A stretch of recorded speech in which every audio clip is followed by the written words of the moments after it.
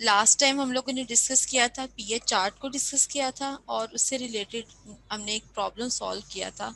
ये हमारे पास pH chart था। पीएच चार्ट के ऊपर हमने डिफरेंट कंपोनेंट्स जो थे देखे थे कौन कौन से हैं। सबसे पहले this is the enthalpy axis, horizontal axis, ये वर्टिकल एक्सिस जो थे हमारे पास प्रेशर एक्सिस थे। उसके बाद फिर हमने देखा था ये जो लाइन ब्लू के साथ शो हो रही है इस पूरी लाइन के ऊपर टेम्परेचर कांस्टेंट रहता है। इसी तरह ये जो रेड लाइंस जा रही थी दूसरे के parallel, these are the constant entropy lines। ये जो ग्रीन लाइंस थी हमारे पास these are for the specific volume। और ये जो ब्लैक लाइन शो हो रही थी हमारे पास दिस इज फॉर द, ये जो आपके सामने ये ब्लैक लाइन शो हो रही हैं, ये जो ब्लैक लाइन है this is for the quality. इस जगह पे वेपर क्वालिटी क्या थी, 0 थी, और यहाँ पर आते आते वेपर क्वालिटी क्या हो जाएगी, 1। इट मीन्स यहाँ पे हमारे पास वेपर कॉन्टेंट्स या मॉइस्चर कॉन्टेंट उसके अंदर यहाँ पे आते आते उसके अंदर जो ड्राइनेस फ्रैक्शन है उसकी वो क्या होती जाएगी, बिल्कुल कम होती जाएगी। अच्छा, ये हम लोगों ने लास्ट टाइम डिस्कस कर लिया था। फिर उसके बाद हमने एक प्रॉब्लम देखा था उससे रिलेटेड। प्रॉब्लम में हमारे पास जो रेफ्रिजरेंट यूज हो रहा था डेट इज R134A। उसके अंदर वेपोरेटर प्रेशर गिवन था और कंडेंसर प्रेशर गिवन था, और उस वेपोरेटर और कंडेंसर प्रेशर को हमने इस पीएच चार्ट के ऊपर ड्रॉ किया था। आज का जो है हम एक और प्रॉब्लम डिस्कस करते हैं that is also related to the vapour compression cycle, but इसमें हमारे पास दोनों कॉन्सेप्ट जो कि हमने सब कूलिंग का और सुपर हीटिंग का डिस्कस किया था with the help of formulas, जो कि मैंने आप लोगों को पॉइंट 1 पॉइंट 2 डिफरेंट पॉइंट्स के ऊपर फार्मूलाज कैलकुलेट किए थे। उन्हीं कैलकुलेशंस को अप्लाई करेंगे to calculate the all the parameters of different points. सबसे पहले एक बार प्रॉब्लम स्टेटमेंट देख लें। कहता है a vapour compression refrigerant using the refrigerant, ये रेफ्रिजरेंट का नाम गिवन है, and operates between the pressure limit of 462.47 kilonewton per meter square and 1785.90 kilonewton per meter square।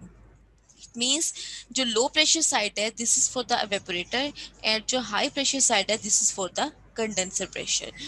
Eight entry to the compressor the refrigerant is dry saturated.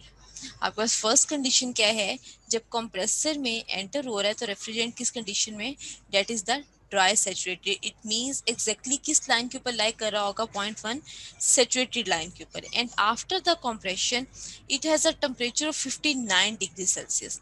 ये compression के बाद जब वो super heating में गया है तो उसका टेम्परेचर कितना है, 59। The compressor has a bore and stroke of 75 mm। Bore क्या होता है उसका डायमीटर और स्ट्रोक क्या होता है उसकी लेंथ।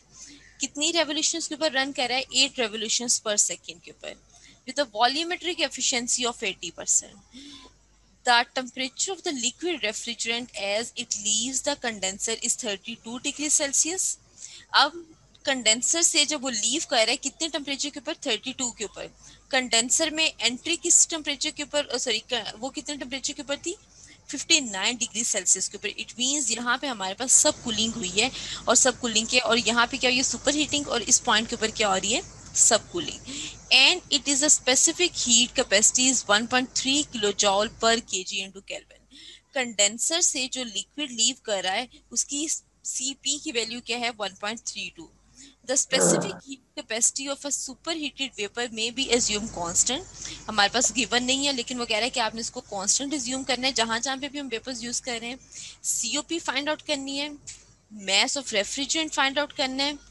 थर्ड में वो कहते हैं the cooling water required by the condenser in kilogram per our if the cooling water temperature rise is limited to 12 degree Celsius. हमने बेसिकली जो कंडेंसर यहाँ पे यूज किया that is a water cool. हमने उसका टेम्परेचर राइज जो है refrigerant से जब हीट उसने लिया तो उसका टेम्परेचर राइज जो है वो that is delta T 12 degree Celsius हुए। तो हमने बताना है कूलिंग वाटर का जो है ये कितना उसका मैस रिक्वायर्ड होगा किलोग्राम पर आवर में, अगर डेल्टा टी की वैल्यू हमारे पास 12 डिग्री सेल्सियस हमने उसके अंदर इतना टेम्परेचर जो है वो इंक्रीज हुआ है। Specific heat capacity for water जो गिवन है 4.187। अब ये 69 हमारे पास ये टेबल गिवन है जिसके अंदर सारी की सारी प्रॉपर्टीज जो है उसने बता दी हैं। अब आपके पास यहाँ पे पीएच चार्ट की जरूरत नहीं है, हम ये वाला न्यूमेरिकल सॉल्व करेंगे with the help of the formulas.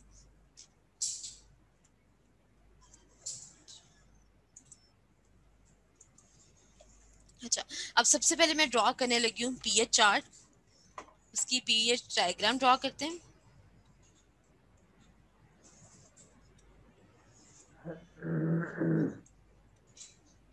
X axis हमारे पास इंथैल्पी एक्सिस है, Y axis are for the pressure axis. ये हम कर्व ड्रॉ कर लेते हैं, कब आ जाएगी। अब सबसे पहले उसने कहा था जब वो कंप्रेसर में एंटर हो रहा है वन पॉइंट, वो क्या है, dry saturated, it means one point मेरा कहाँ पे लाई कर रहा होगा, ये पॉइंट आ जाएगा। This is for the low pressure side, this is for the high pressure side.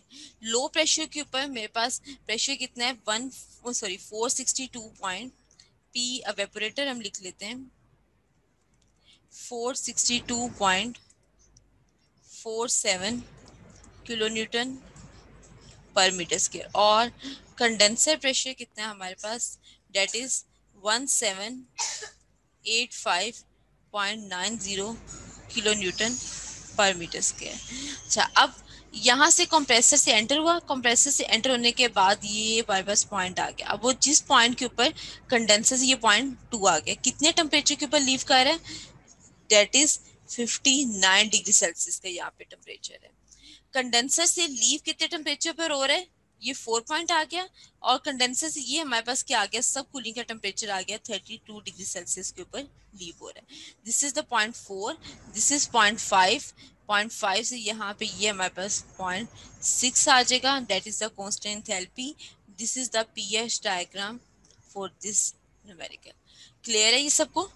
Ma'am इसमें Yes. Point Ma'am, point it three is कहाँ पर होगा? necessary to make pH diagram in एक every मिनट, मैम element ये one by problem. One सब please, cooling one by और one, ये one by super one. Heated temperature जो आपने जो ड्रॉ किए हैं मैम, इसको जरा बिल्कुल, दोबारा बता दें। ये आपको इसमें उसने इतनी बताया क्लासेस था में हमें हमें पता नहीं। कि कंप्रेसर से जब वेपोरेटर लीव कर रहा है वो सैचुरेटेड टेम्परेचर के, अगर वो यहाँ पे ना बताता तो इट मींस वो सैचुरेटेड टेम्परेचर के ऊपर बाहर जा रहा है, लेकिन उसने क्या, वो सैचुरेटेड टेम्परेचर के ऊपर नहीं है, टेम्परेचर उसका क्या है 59 degree Celsius. The 59 degree Celsius क्या इंडिकेट कर रहा है कि वो that is in the super heated range. तो इस वजह से मैंने यहाँ पे 59, ये हमारा सुपर हीटेड रीजन आ गया। इसी तरह जब वो कंडेंसर से लीव कर रहा है, अगर वो कंडेंसर से यहाँ पे बता देता है कि leaving from the condenser in a saturated state, तो इट मींस मेरे पास पॉइंट 4 कहाँ पे लाई कर रहा होता है, एग्जैक्टली इस पॉइंट के ऊपर लाई कर रहा होता है, मेरे पास यहाँ पे सब कूलिंग ना हो रही होती। लेकिन उसने कहा है कि कंडेंसर से लीव कर रहा है कितने टेम्परेचर के ऊपर, 32 डिग्री सेल्सियस के ऊपर। इट मींस वो सैचुरेशन टेम्परेचर नहीं है उसका, समवट बिलो सैचुरेशन टेम्परेचर है। तो हमारे पास वो किस रीजन में आ जाएगा, that will be in the sub cool reason.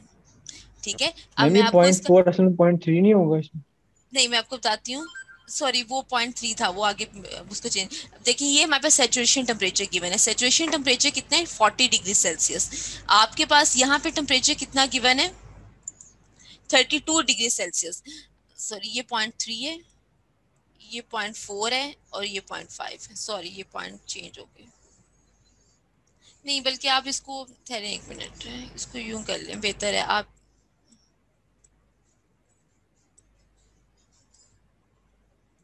मैं इसको पॉइंट 3 का नाम दे देती हूँ, दिस इज पॉइंट 4, 5 एंड 6। अब ठीक है, यस मैम, मैंने ठीक है। इस पॉइंट 3 का नाम दे दिया। अब देखें आपके पास जो प्रॉपर्टी टेबल देखें, ये गिवन है ना प्रॉपर्टी टेबल, 1785 के कोरिस्पॉन्डिंगली सैचुरेशन टेम्परेचर कितने 40। अगर 40 टेम्परेचर यहाँ पे गिवन होता तो वो हमारे पास क्या होता है सैचुरेशन टेम्परेचर। अब 40 से बिलो है तो वो किस रीजन में आ जाएगा, सब कूल्ड रीजन में आ जाएगा, डेट्स वाई मैंने यहाँ पे सब कूल्ड रीजन बनाया है। इसी तरह अगर आप यहाँ पे देखो आपका सैचुरेशन टेम्परेचर कितना गिवन है 40 से अगर ज्यादा होगा तो वो किस रीजन में आ जाएगा, that will be in the super heated region. इस वजह से मैंने ये दोनों रीजन यहाँ पे इंट्रोड्यूस करवाए। क्यों, क्योंकि मेरे पास इस लाइन के ऊपर पीएच चार्ट में, अगर आप लोग थोड़ा सा इसको दोबारा मेमोराइज करें, मेरे पास इस लाइन पूरी लाइन के ऊपर टेम्परेचर क्या रहता है, कांस्टेंट रहता है। यहाँ पे लेकिन अगर टेम्परेचर 40 से ज्यादा है तो डेट इज सुपर हीटिंग, 40 से कम है that is the saturation temperature से कम है तो वो कौन सा रीजन आ जाएगा, सब कूल्ड रीजन आ जाएगा। क्लियर है ये पॉइंट सबको? मैम ये लास्ट वाला पॉइंट जरा दोबारा बताइएगा, ये कौन सा 40 वाला से पॉइंट? कम है या रूम टेम्परेचर से मेरे कम है? पास नहीं, सैचुरेशन टेम्परेचर क्या है 40 डिग्री सेल्सियस। अगर सैचुरेशन टेम्परेचर से ज्यादा टेम्परेचर है तो that is super heated region, that is ठीक है मैम। 59। सैचुरेशन टेम्परेचर से बिलो टेम्परेचर है डेट इज 32, तो वो मेरे पास क्या आ जाएगा, that is the sub cooled region. अच्छा, अगर सैचुरेशन 40 टेम्परेचर, या अगर 39 होगा तब भी वो इधर तब ही आ भी वो जाएगा सब कूल्ड रीजन में आएगा, बिल्कुल तब भी वो सब कूल्ड रीजन में आएगा।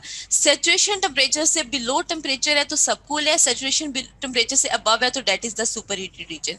इसीलिए मैंने ये दोनों रीजन 2 to 3 और 4 to 5 यहाँ पे इंट्रोड्यूस करवाया है। अगर वो मुझे ये दोनों टेम्परेचर्स ना बताता तो तब मुझे इन टेम्परेचर इस रीजन की जरूरत नहीं थी, ना ही सुपर हीटेड की और ना ही सब कूल्ड रीजन की। ठीक है मैम, ठीक है। क्लियर है ये पॉइंट सबको? जी मैम।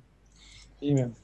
अच्छा अब देखें, उसके बाद हमें डाटा में और क्या गिवन है, बोर गिवन है, बोर एंड स्ट्रोक गिवन है, डेट इज 75 mm। उसके बाद हमें वॉल्यूमेट्रिक एफिशिएंसी गिवन है 80%। अब मैं आगे एक्सप्लेन करती हूँ कि वॉल्यूमेट्रिक एफिशिएंसी यहाँ पे क्या डिस्क्राइब कर रही है। नंबर ऑफ रेवोल्यूशंस गिवन है 8 रेवोल्यूशंस पर सेकेंड। अच्छा उसके बाद हमें सीपी गिवन है, स्पेसिफिक हीट गिवन है, किसकी गिवन है, कंडेंसर से जो लिक्विड लीव कर रहा है उसकी सी हमें गिवन है, सी ऑफ वाटर, सीपी हम कह देते हैं स्पेसिफिक हीट ऑफ लिक्विड, मैं उसको नाम दे देती हूँ, वो मेरे पास गिवन है 1.32 kilo joule per KG into kelvin. और स्पेसिफिक हीट हमें गिवन है वाटर की, सीपी ऑफ वाटर गिवन है that is 4.187 kilo joule per KG into kelvin. अब वेपर्स की हमें यहाँ पे स्पेसिफिक हीट गिवन नहीं है। डाटा सबको क्लियर है? क्लास जी डाटा मैम। सबको क्लियर है? जी जी जी जी मैम। अच्छा अब आप आ जाए हम इस टेबल के ऊपर आ जाते हैं। अब ये टेबल के अंदर देखें, सबसे पहले आपका ये प्रेशर गिवन है, प्रेशर, लो प्रेशर और हाई प्रेशर। लो प्रेशर साइड कौन सी होती है, एवेपोरेटर साइड होती है, और हाई प्रेशर कौन सी साइड होती है, कंडेंसर साइड होती है। इसके कोरस्पॉन्डिंगली सैचुरेशन टेम्परेचर -10 है और इसके कोरस्पॉन्डिंगली सैचुरेशन टेम्परेचर 40 है। ये ऊपर देखें, सबसे पहले हमारे पास क्या आ जाता है, स्पेसिफिक एंथैल्पी HFAG गिवन है आपके पास, स्पेसिफिक वॉल्यूम गिवन है VFVG, स्पेसिफिक एंट्रोपी गिवन है SFHG। तो ये सारे पैरामीटर्स हमारे पास यहाँ पे गिवन है। इसी टेबल को वहां पे कॉपी कर लेते हैं।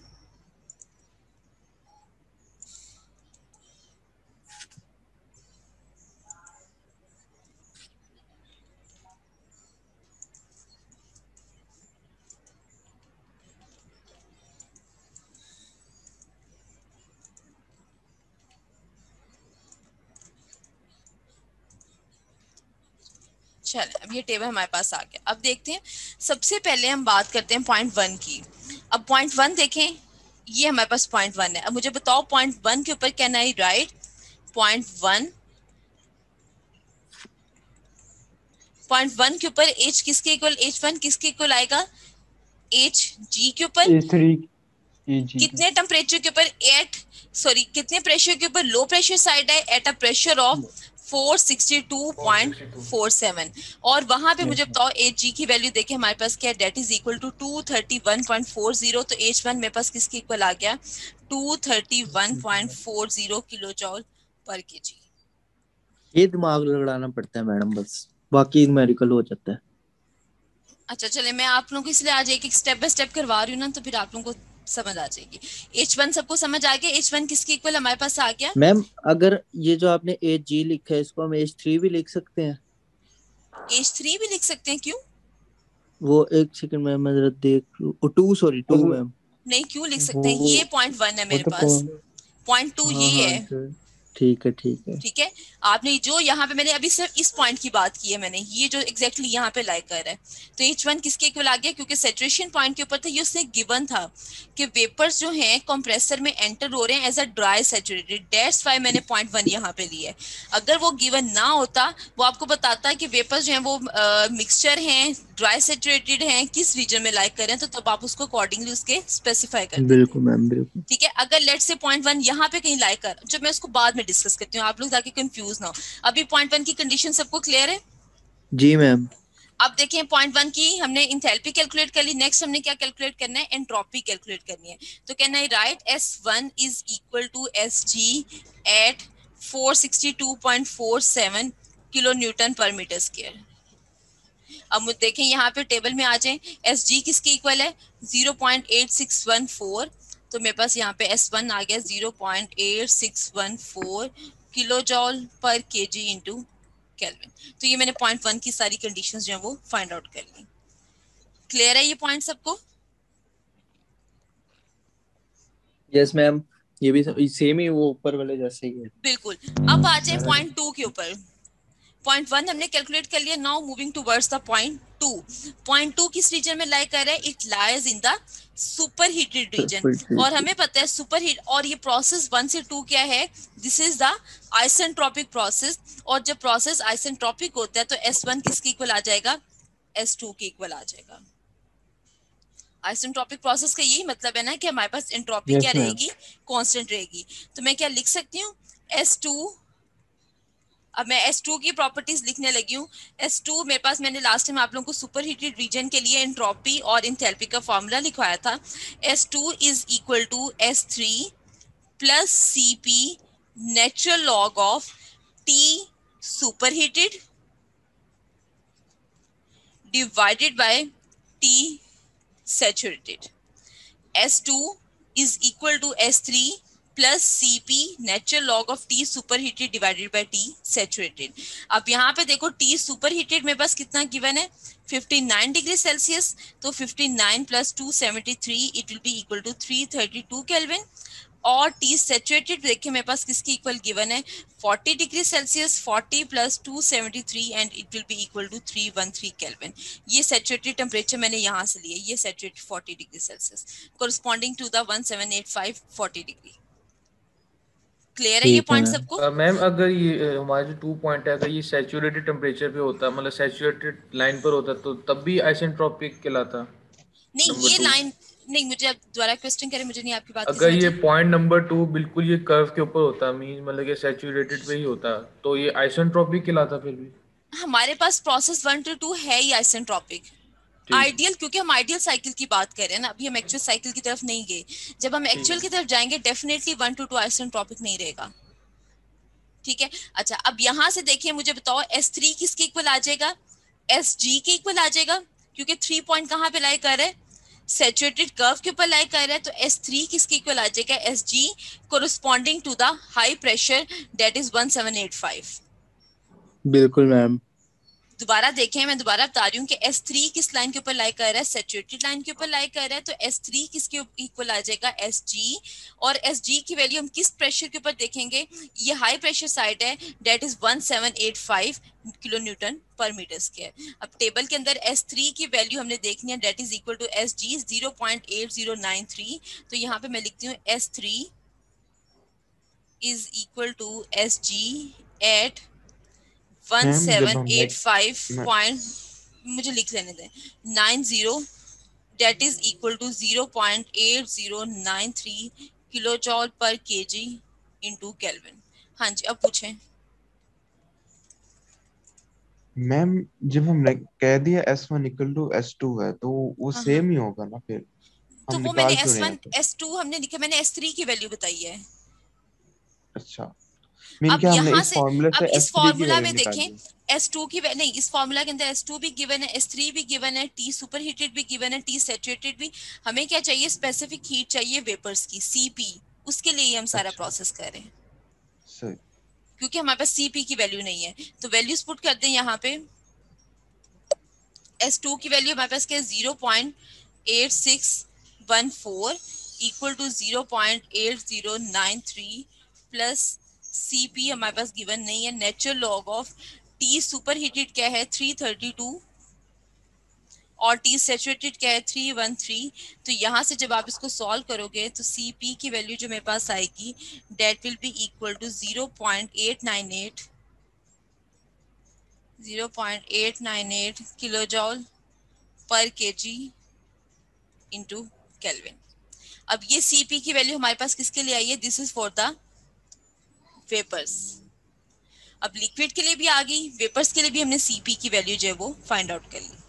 क्लियर है ये पॉइंट सबको? जी जी मैम। मैम, ये क्लियर है। ठीक है। अब पॉइंट 2 की हमने क्या फाइंड आउट करनी है?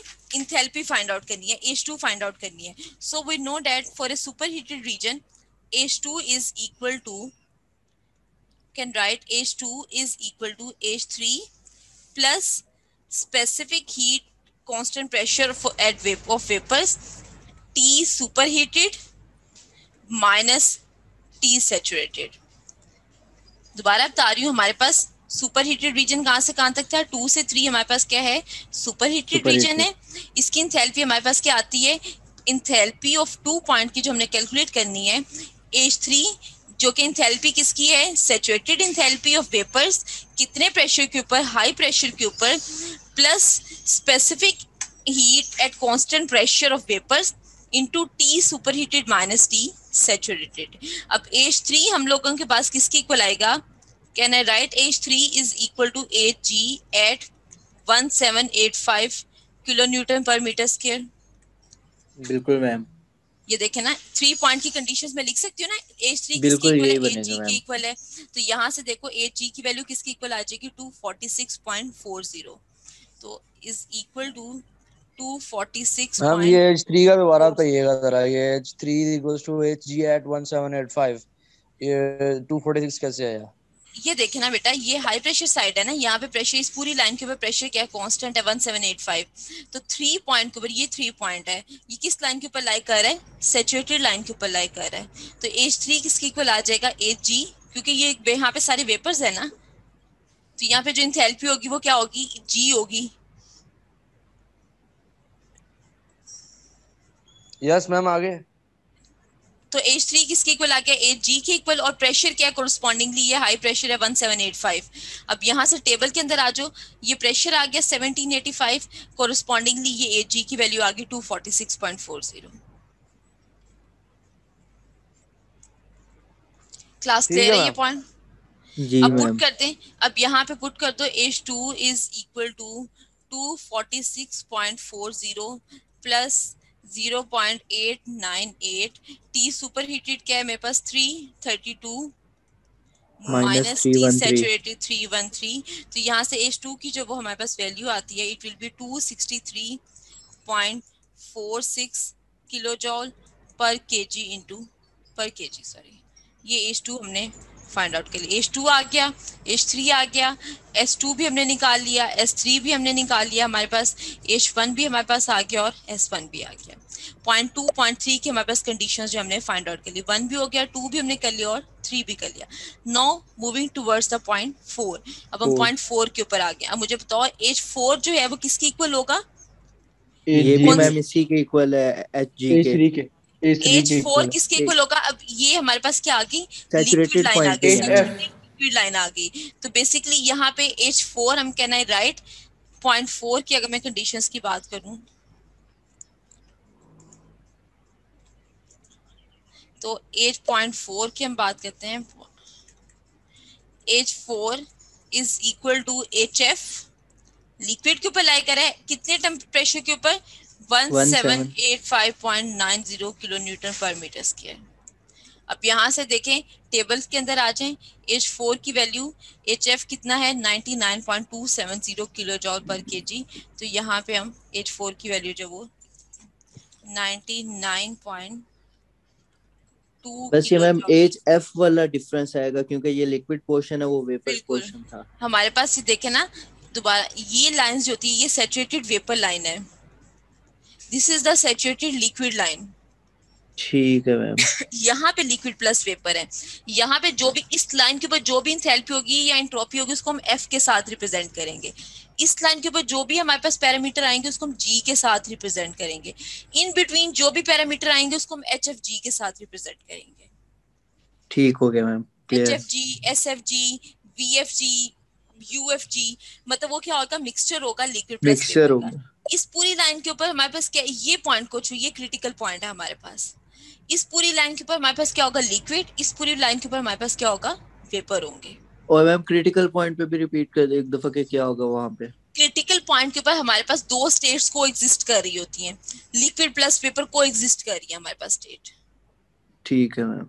ठीक है, हमारे पास हमने क्रिटिकल पॉइंट से बिलो क्या है, HM लिक्विड है, क्रिटिकल लिक्विड पॉइंट है। से इस तरफ जाते जाएंगे तो हमारे पास क्या आता जाएगा, vapour. Vapour vapour.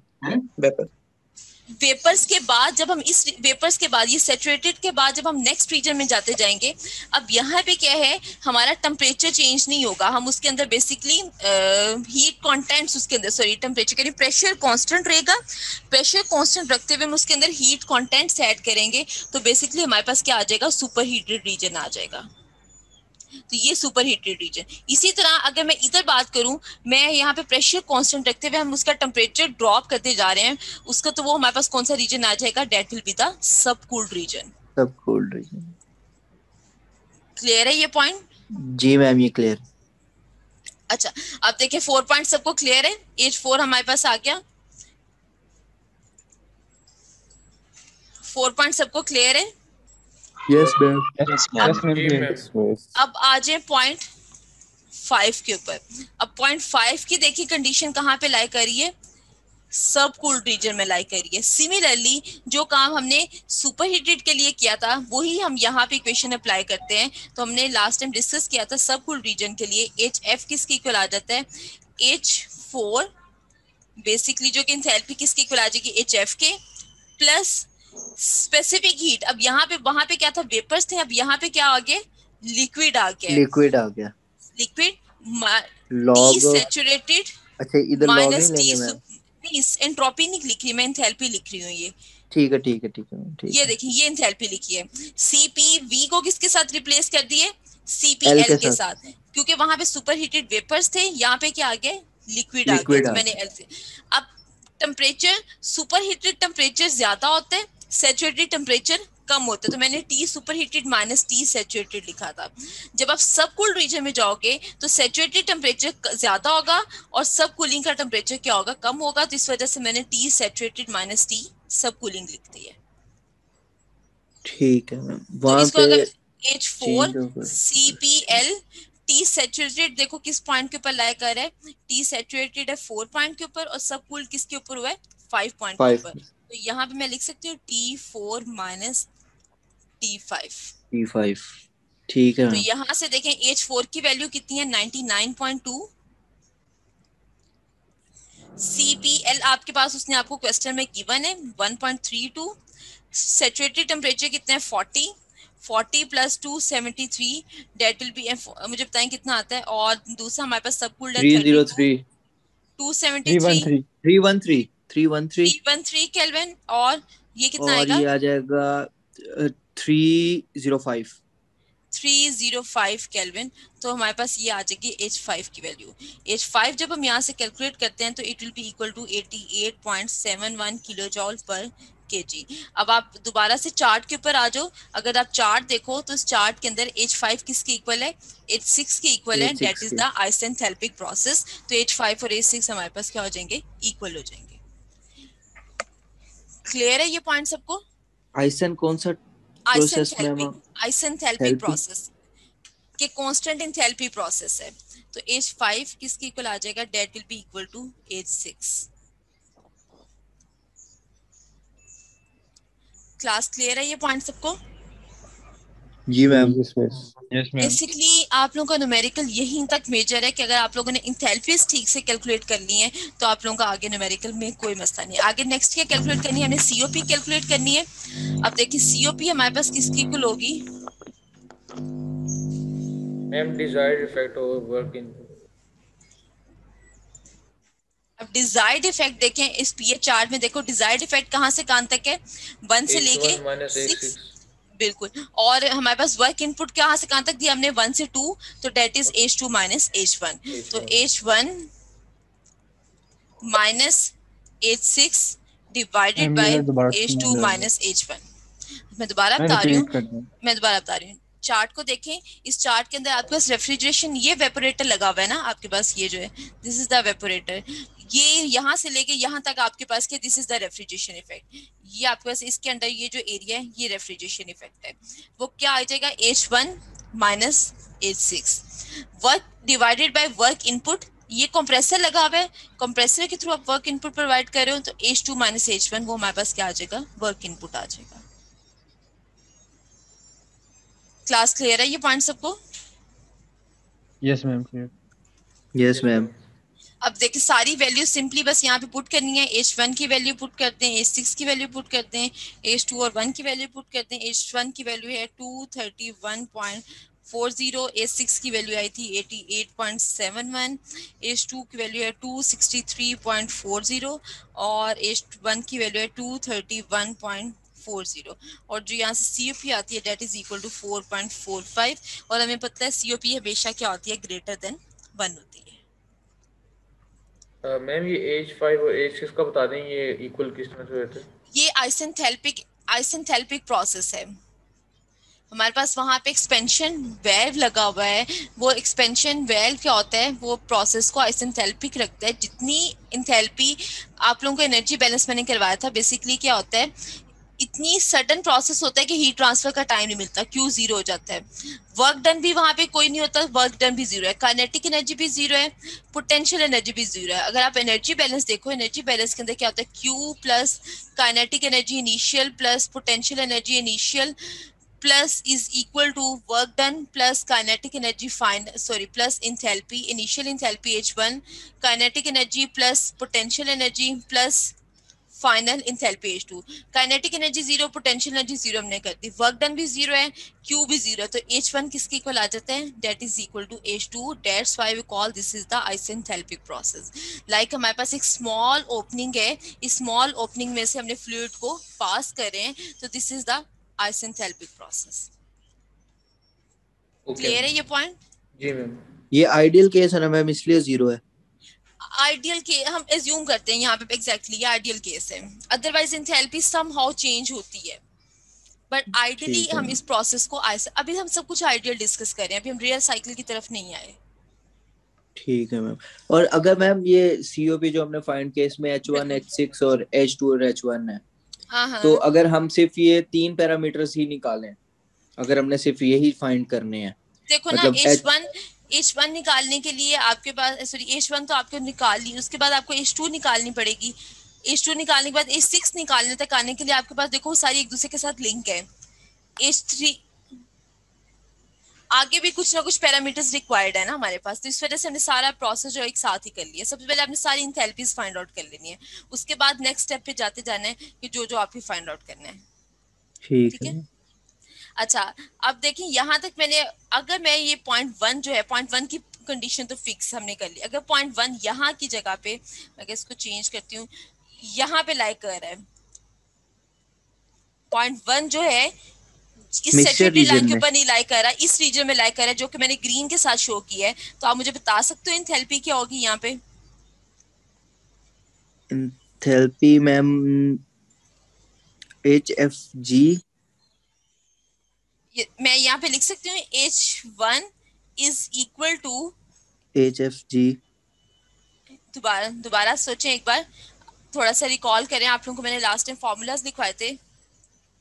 Ma'am H1 is equal to HF plus X1 HF into बिल्कुल 8G minus plus HF। X into 8G minus HF। अब वो आपको बता देगा कि आपके पास ड्राइनेस फ्रैक्शन ये है। HF किसके इक्वल आ जाएगा, हमारे पास ये इस पूरी लाइन के ऊपर प्रेशर कांस्टेंट है, प्रेशर कांस्टेंट होने की वजह से H6 की हम यहाँ पे क्या ले लेंगे, यहाँ पे जो HF की वैल्यू आ जाएगी, X हमारे पास गिवन है, इस लाइन के कोरस्पॉन्डिंगली, इस प्रेशर के कोरस्पॉन्डिंगली HG की वैल्यू ले लेंगे और HF की वैल्यू लेके हम यहाँ पुट करेंगे, तो हमारे पास क्या आ जाएगा, H1 आ जाएगा। यहाँ पे HF की कौन सी वाली मैम ली है? ये देखें, अब आपके पास ये इवेपोरेटर प्रेशर कितना है, 462। इस 462 के ऊपर आपने HF और HG की वैल्यू ये ले ली मैंने। ठीक है मैम। ठीक है, और ड्राइनेस फ्रैक्शन आपके पास गिवन थी, तो आपने H1 की वैल्यू निकाल ली।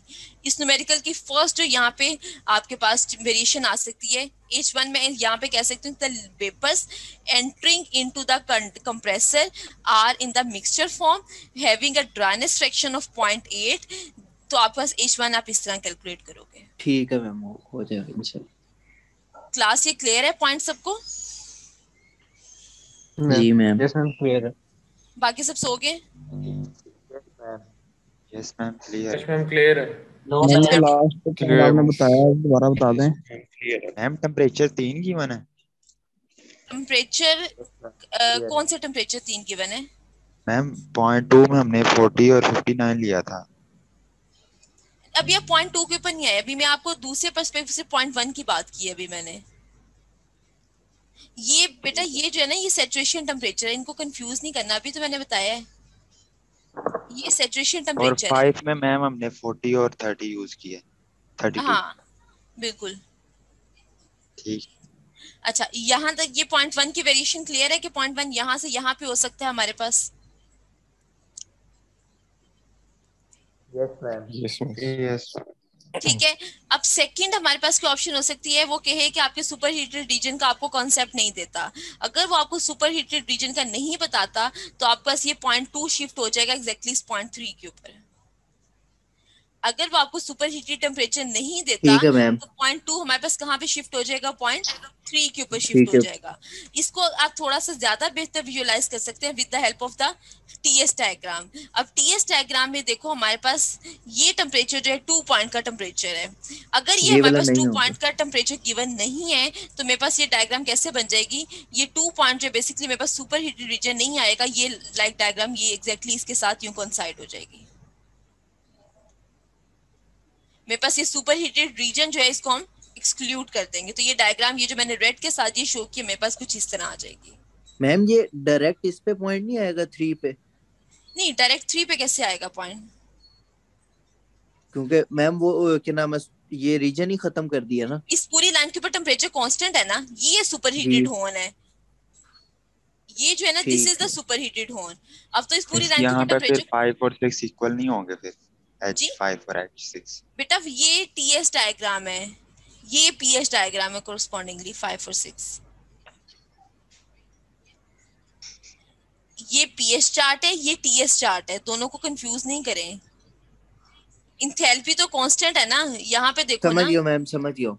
यहाँ पे ये इंथैल्पी की लाइन है बेटा, ये इंथैल्पी, ये देखो ये इंथैल्पी की लाइन आ रही है, उसी इंथैल्पी कांस्टेंट थेरेपी की लाइन को हमने टीएस चार्ट के ऊपर इस तरह शो किया है।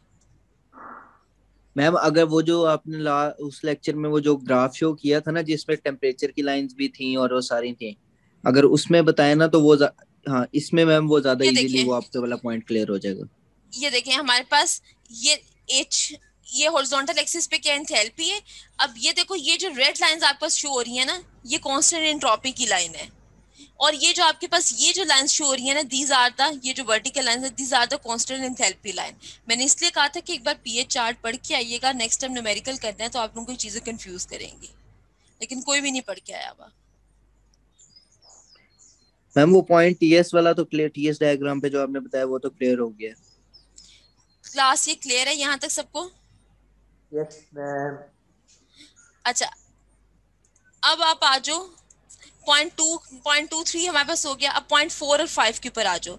अगर वो कह रहे हैं liquid leaving the condenser is in the saturated form, तो ये सब कूल रीजन जो है वो यहाँ से स्किप होके ये 4 to 5 लाइन एग्जैक्टली डाउनवर्ड नीचे आ जाएगी, फिर हमारे पास ये रीजन नहीं बनेगा। अगेन H4 किसके इक्वल आ जाएगा, H5 के इक्वल आ जाएगा, और हमारे पास यहाँ पे ये क्वेश्चन जो है वो कंप्लीट हो जाएगा।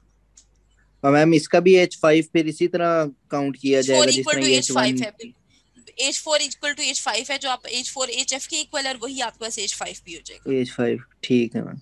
ठीक है, क्लास ठीक है क्लियर मैम, है यहाँ अगर तक? हम देखें वो सैचुरेटेड पॉइंट पे अगर लाया कर रहा है 4 पॉइंट, जी जी, तो 5 जो है वो तो मिक्सचर में नहीं आएगा जिस 5 तरह आएगा ही हमने नहीं भाई, 1 थेरेपी की कैलकुलेट। बात 5 कर रही हूँ, थेरेपी की बात कर 5 रही हूँ। नहीं आएगा, ठीक वो है सब मैम, कुल ठीक है, रीजन है। एंथैल्पी सॉरी वो ठीक है, मिक्स हो गया था थोड़ा सा। आसिम बिहेव।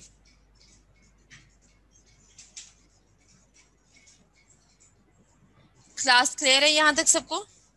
जी मैम। बाकी स्टूडेंट सोए हुए हैं, यहाँ कुछ भी नहीं समझ आया? क्लियर है मैम। जी मैम क्लियर है। यस मैम क्लियर क्लियर है मैम, बस जितनी समझ लगी क्लियर लगी है। है मैम, बस बाकी इसको रिपीट करेंगे तो शायद पूरी समझ लग जाए। अच्छा, अब देखें बी पार्ट के अंदर वो देखें वो क्या कह रहा है, आपने कैलकुलेट करना है the mass of refrigerant in kilogram per our. हमने जितना रेफ्रिजरेंट जो है वो इसके अंदर एंटर हो रहा है किलोग्राम पर आवर, वो हमने कैलकुलेट करना है। अब उसके लिए देखें हमारे पास सबसे पहले आपके पास वॉल्यूमेट्रिक एफिशिएंसी गिवन है। हमें पता है वॉल्यूमेट्रिक एफिशिएंसी किसकी इक्वल होती है, it is equal to the actual volume of air intake divided by theoretical volume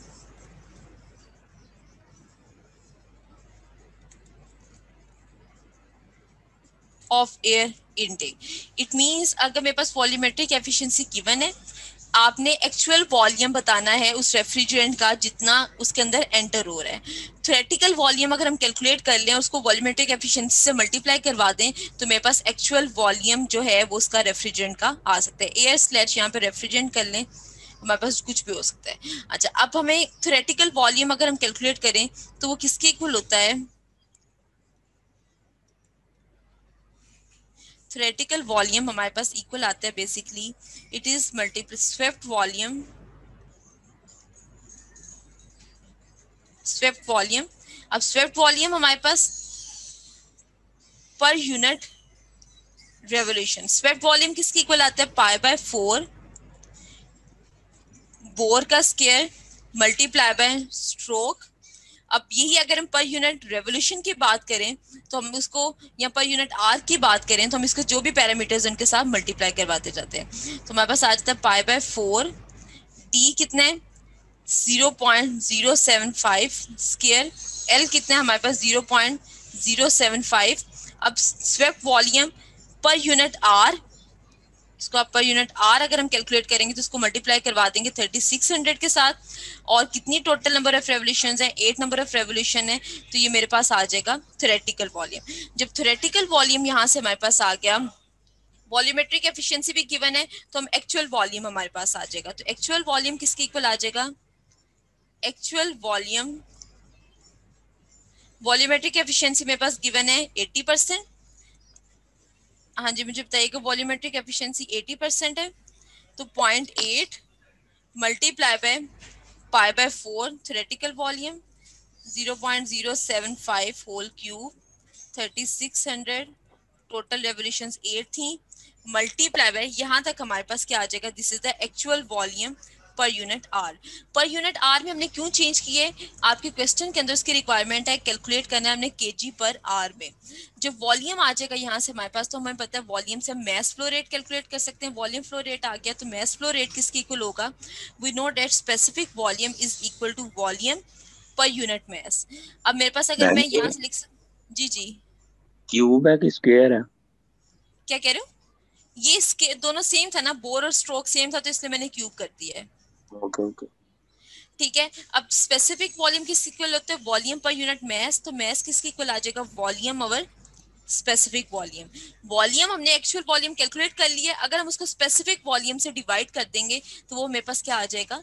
mess आ जाएगा. अब स्पेसिफिक वॉल्यूम हमें रिक्वायर्ड है, तो वो कहते हैं स्पेसिफिक वॉल्यूम बेसिकली हमें किसका रिक्वायर्ड है? V1 रेफ्रिजरेंट का. V1 specific volume,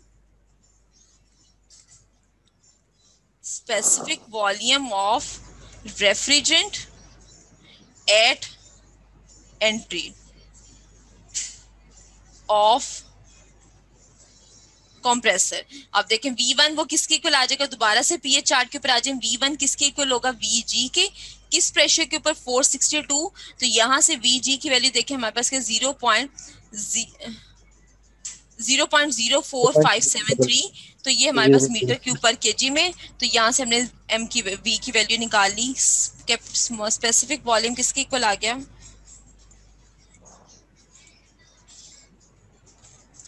specific volume हमारे पास आ गया 0.04573 मीटर किलोग्राम मीटर क्यूब पर केजी. यहाँ वैल्यूज पुट करते हैं तो m किसके इक्वल आ जाएगा? m डॉट एक्चुअल वॉल्यूम हमने कैलकुलेट किया है, तो डिवाइड करेंगे स्पेसिफिक वॉल्यूम से, तो मेरे पास जो आ जाता है वैल्यू आती है मैस फ्लो रेट की 166.94 kilogram per our. This is the mass of the refrigerant जो कि फ्लो कर रहा है इन किलोग्राम पर आवर में. मैम बस एक पॉइंट में मुझे कंफ्यूजन हो रही थी, वो जो ऊपर हम लोगों ने 3600 मल्टीप्लाई करवाया था एक्चुअल में, उसने क्वेश्चन में उसने कहा था कि आपने किलोग्राम पर आवर में कैलकुलेट करना है, तो मेरे पास रेवोल्यूशन गिवन थी रेवोल्यूशंस पर सेकंड में, तो उसको पर आवर में चेंज करने के लिए मैंने यहाँ पे 3600 से मल्टीप्लाई करवा दिया. ठीक है मैम. ये 8 किस लिए? 8 तो रेवोल्यूशंस गिवन है ना, ये रेवोल्यूशंस गिवन है, 8 रेवोल्यूशंस पर सेकंड गिवन है. 8 रेवोल्यूशंस पर सेकंड थी, इसको पर आर में चेंज करने के लिए हमने 3600 से मल्टीप्लाई करवा दिया था। क्लास क्लियर है यहाँ तक सबको? Yes ma'am. लास्ट पोर्शन में देखिए वो क्या कह रहा है, फाइंड आउट करना है the cooling water Yes, ma'am. Required. Cooling water आपने फाइंड आउट करना है, कूलिंग वाटर का जो मैस है वो फाइंड आउट करना है इन किलोग्राम पर आवर में। If the cooling water temperature rises is limited to 12 degree Celsius. अगर वो कह रहे हैं कि हमने उसके डेल्टा टी को कितना लिमिट कर दिए, 12 डिग्री सेल्सियस तक लिमिट कर दिए, तो आपने उसका मैस बताना है कितना कूलिंग वाटर का रिक्वायर्ड है। अच्छा, अब हमें देखिए, मैं लिख सकती हूँ यहाँ पे हीट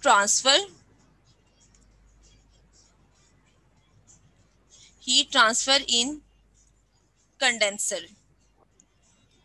कंडेंसर के अंदर अगर हीट ट्रांसफर की बात करें तो कहां से कहां तक हो रही है, 2 से लेके 5 तक। ये पूरा का पूरा क्या लगा हुआ है मेरे पास, कंडेंसर लगा हुआ है। तो can I right m dot mass of water into H2 minus H5। हाँ जी देखिए, ठीक लिखे? जी मैम, वो हाई टेम्परेचर 2 पे और लो 5। दोबारा बता दें। दोबारा बताती हूँ। यहाँ पे देखिए कंडेंसर कहाँ से कहाँ तक लगा हुआ है, ये कंडेंसर है, 2 से लेके 5 तक हमारे पास क्या है, कंडेंसर है। तो मैंने लिख दिया H2 minus H5 m dot H। Q किसके इक्वल होता है बेसिकली, m डेल्टा H या फिर mCp delta T।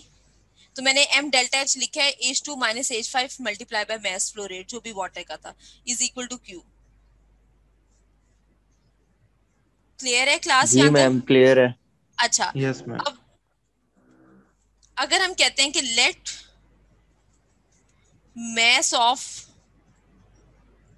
mass flow of water required per hour m dot Cp delta D। दोनों इक्वेशन सेम है।